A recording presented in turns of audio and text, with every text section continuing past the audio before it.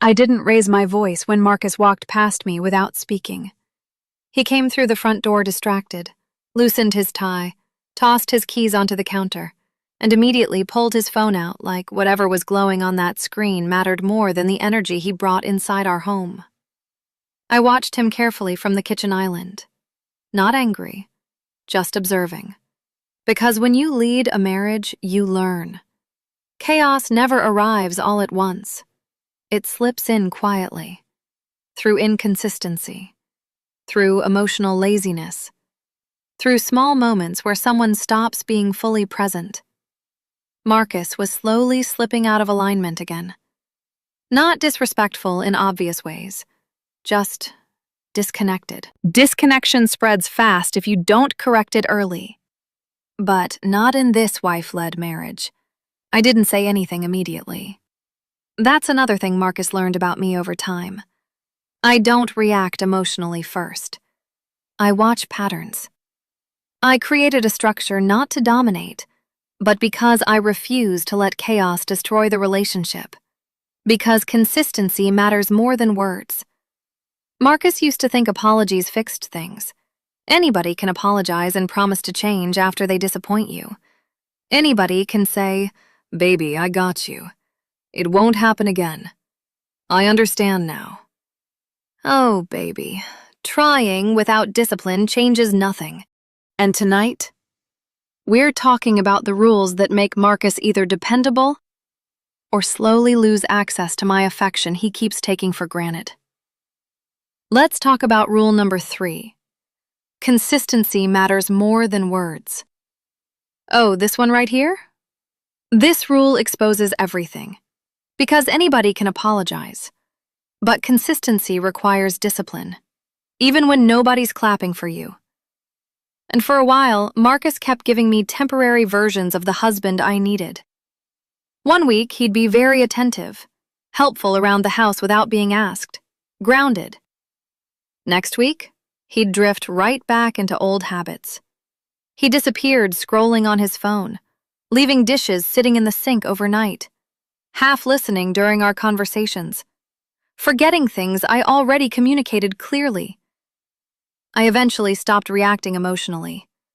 That's what Marcus missed. I didn't suddenly become cold overnight. I became tired of repeating myself. One night, I finally looked at him across the dining table and said, "I don't trust temporary bursts of effort anymore, Marcus. I trust patterns." That sentence hit harder than yelling ever could. Because he knew I was right. I wasn't asking him to become perfect. I was asking him to become dependable. That changed the atmosphere in our marriage. I tightened the structure. Less freedom. For the next week, evenings looked different. Phones away after dinner by 8 p.m. Kitchen reset every night together before relaxation. Laundry folded before television. And yes, early detail cleaning on Saturday morning instead of sleeping in until noon. Because discipline restores awareness. Nothing extreme, just alignment. Consistency creates emotional safety, not words. Now, let me tell you about the rule that transformed Marcus the most. Rule number 6. I reward alignment, not effort. Whew, this one bruises egos. I noticed something. Why consistency only appeared when he wanted validation. Every time Marcus wanted recognition, he suddenly became helpful. One evening he cleaned the living room, then stood there waiting for praise. No, baby. Meanwhile, I had been carrying the weight of the marriage daily, scheduling things, managing the emotional atmosphere, thinking ahead constantly. When Marcus realized I wasn't rejecting his effort, I was rejecting inconsistency disguised as contribution. That changed everything. So I stopped rewarding temporary behavior. Instead, I rewarded alignment. When Marcus stays emotionally grounded consistently, he received more softness from me naturally, more affection, more peace, more trust. But when he starts to drift emotionally, I adjusted access quickly. One Friday, he spent hours gaming after ignoring agreed responsibilities we already discussed earlier that week.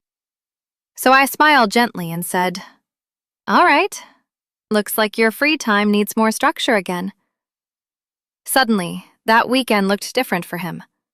Garage organization, closet sorting, deep cleaning baseboards, kitchen detailing. And no, it wasn't punishment. It was realignment. No lounging around half the day scrolling sports highlights. Deep down, he respects me more for it. The structure relieves the pressure of drifting. When Marcus starts drifting, responsibility pulls him back into awareness. Let me tell you the moment I realized Marcus had stopped being fully present with me. Rule number 12. I don't tolerate half presence. We were out to dinner, beautiful restaurant, soft music, candlelight. And I was talking to him about something important. Not gossip, not random conversation. Something personal, something vulnerable. And his phone lit up. Marcus looked down immediately, then again, then started typing while saying, "I'm listening, baby." "No, you're not." I leaned back slowly in my chair and stopped talking. That was it. No scene, no argument, just silence and distance. And trust me, that quiet distance gets attention far more than yelling. Marcus felt it immediately. When I disconnect emotionally, the room changes. The drive home was quiet. Later that night, I finally told him, "I don't tolerate half presence anymore." That conversation shifted our marriage. Marcus finally understood something important. Being physically near me means nothing if your attention belongs somewhere else. So, adjustments happened after that. Dinner became phone-free. When I spoke, distractions stop. Conversations required eye contact. Simple, structured, intentional. Presence mattered. And yes, when Marcus slipped back into old habits occasionally, alignment tightened again. Less entertainment, more responsibility, more household detail work. Just a needed correction. Half presence eventually becomes something else if left unchecked. I refuse to let emotional neglect grow inside my marriage. That's when Marcus learned another important rule. Rule number 14. Privileges are earned through behavior, not entitlement. A wife-led marriage cannot survive if one person expects unlimited freedom with limited accountability. During the week, Marcus had been emotionally off balance, dismissive, distracted, irritable. Then suddenly, Friday came and he assumed he was heading out with friends.